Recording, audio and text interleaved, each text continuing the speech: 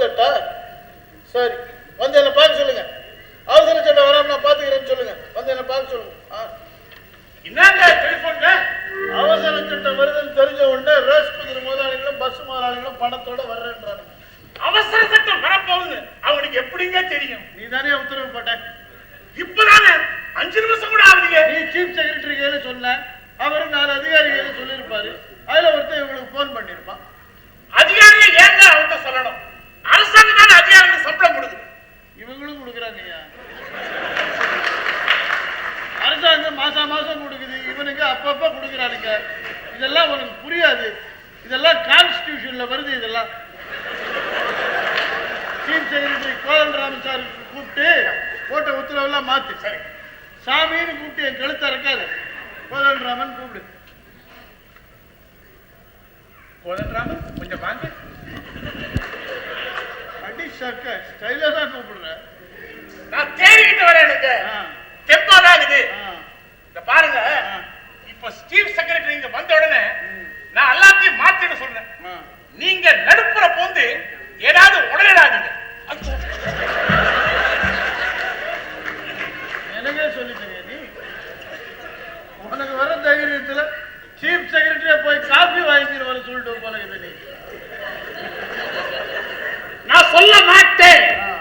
அவருக்கு பதமா டிகாக்ஷன் கலக்க தெரியாது. வேற அவர் சம்சாரம் வந்து உங்க கையில சொன்னாங்க. அவரே சொன்னாருங்க. என்னையே உளர்ற. நான் அவரை காபி வாங்கியார சொன்னேன். அப்பால பயந்து போய் மன்னிப்பு கேட்டேன். அவர் நான் கோவத்தை கிண்டல் பண்றேன்னு சொல்லிட்டு உதற ஆரம்பிச்சாருங்க. சீஃப் செக்ரட்டரியா காபி வாங்கிக்கிறவர் சொல்லிட்டியா?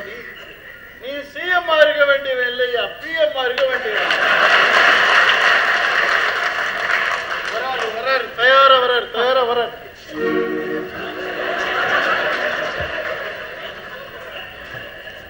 போதண்டா, நீ என்ன செய்யற?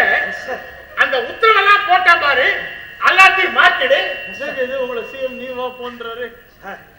அவர் என்ன அந்த மாதிரி கூப்பிடறதுக்கு நான் கொடுத்து வச்சிருக்கேன் சார். இருக்கட்டும் சார். அப்புறம் இந்த பஸ் தேசியமாக்குற திட்டம், அப்புறம் இந்த குதிரை ரேஸ் ஒழிப்பு திட்டம், அதெல்லாம் என்ன சார் பண்றது? எல்லாத்தையும் மாத்துங்க. கேன்சல். Yes sir. அப்புறம் இந்த அழகப்பனுக்கு புது ஃபேக்டரி கொடுக்கறதுக்கு லைசன்ஸ், அப்புறம் நம்ம சிங்காரவேல் அண்ணனுக்கு ஓர்பிட்ரி கான்ட்ராக்ட், நம்ம கட்டி சேகார் மச்சானுக்கு பிடபிள்யூடி கான்ட்ராக்ட், அந்த ஃபைல் எல்லாம் சார். அதுக்கெல்லாம் நான் அப்ப என்ன சொன்னேன்? அப்புறம் பாத்துக்கலாம்னு சொன்னீங்க சார். இப்பவே பாத்துக்கலாம். மாத்துங்க. கேன்சல்.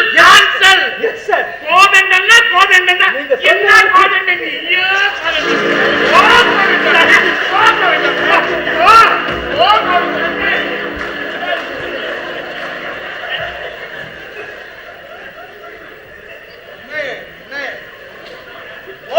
அவர் கையில டூயிட்டா பாட்டு.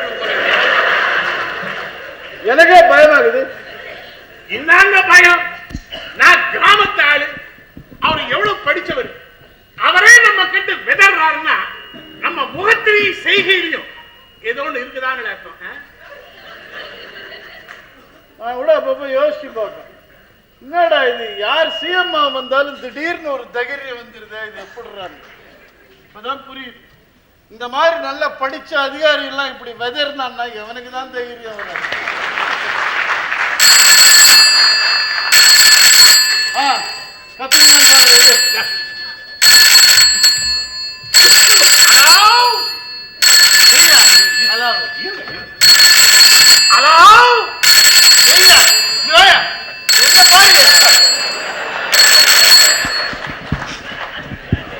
ஹலோ, நான் தாங்க சங்கரம் பேசுகிறேங்க.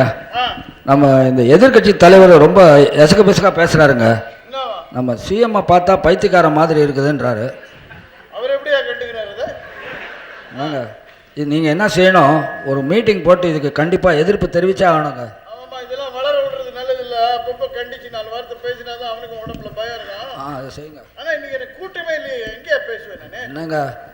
சரி விடு, நான் கவனிச்சுக்கிறேன். விட்டு பார்த்து என்னங்க டெலிபோன்ல எதிர்கட்சி தலைவர் உன்னை பார்த்தா பைத்தியக்கார மாதிரி இருக்குதுன்றாரு. இதை சொல்றதுக்கு இவர் யாருன்ற நான் தான் ஒருத்தர் எல்லாத்துக்கும் இருக்கட்டும். இப்போ அவரை கண்டிச்சு 4 வார்த்தை நல்லா காரசாரமா பேசிடுறேன் நான். உன் மனைவியின் கழுத்திலே தாலி இருக்க வேண்டும் என்றால் இம்மாதிரி பேசுவதை நிறுத்திக்கொள். விரைவில் இந்த நாடு உன் மனைவி விதவை கோலத்திலே பார்க்கத்தான் போகிறது. நீயும் உன் மனைவியும் உன் மக்களும் பஞ்சைகளாய், பராரிகளாய், அனாதைகளாய், ஆதரவற்றவர்களாய், விதியற்றவர்களாய், கதியற்றவர்களாய் அலையத்தான் போகிறார்கள். பேசுறேன்.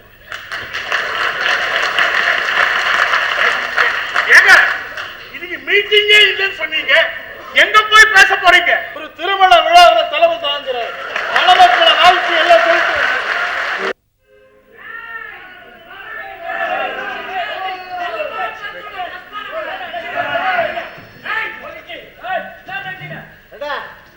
என்ன அசம்பிளியா நடக்கிறது?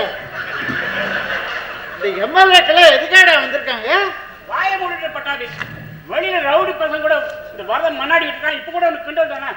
வேலைதான் முடிஞ்சு போச்சே. அவங்களாம் ஜாலியா இப்ப 4 வார்த்தை சொல்லிட்டு போயிடுவோம் பாரு. ஓகே தேங்க்ஸ், முடிஞ்சு போச்சு. இனிமே ஜாலியா போயிடுவோம். ஜனகன மரம் அதையும் பாடிக்கிட்டா இப்ப நிச்சயமா போயிடுவோம்.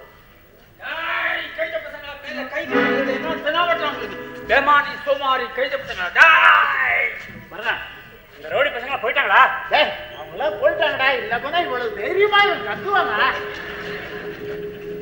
சார் அவங்க கூட்டமா வந்துட்டாங்க சார். ஒண்டி கொண்டு நிப்பாங்க அவங்க. நானும் 4-5 நாளா பாக்குறேன்.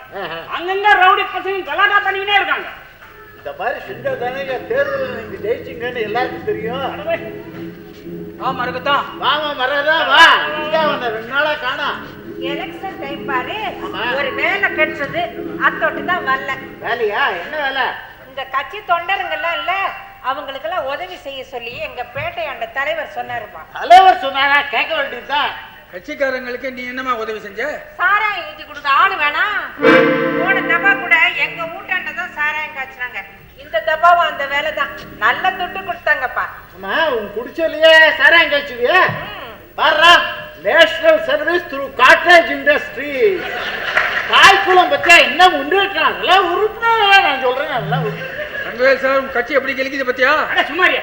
ஏமா என் கட்சிக்காரன் சாராயம் காய்ச்சி ஆர் கட்சி நான் என்னத்த கண்டேன்? பாருமே, எங்க கட்சி சின்னம் சந்திரன், இவங்க கட்சி சின்னம் பூ. எதுலயுமே சாராயம் காய்ச்சினேன். உன் பையன் மேல சத்தியமா சொல்லுமா, நீ எந்த கட்சிக்கு சாராயம் காய்ச்சின? என் புள்ள மேல சத்தியம் வச்சுட்டேயா பாவி. இப்ப நான் என்ன செய்வேன்? அவன் க்ளோஸ், அவ்வளவுதான். உண்மையை சொல்லு, எந்த கட்சிக்கு சாராயம் காய்ச்சின? ஆர் கையில சொல்லாம இருக்கிறியா? நேஷனல் சீக்ரெட் கேட்டுக்கோ. காலையெல்லாம் சந்திரன், பவனுக்கு மேல பூ, 2க்குமே காய்ச்சினேன். அவன் தர்மம், அதெல்லாம் வித்தியாசமே கிடையாது அவளுக்கு.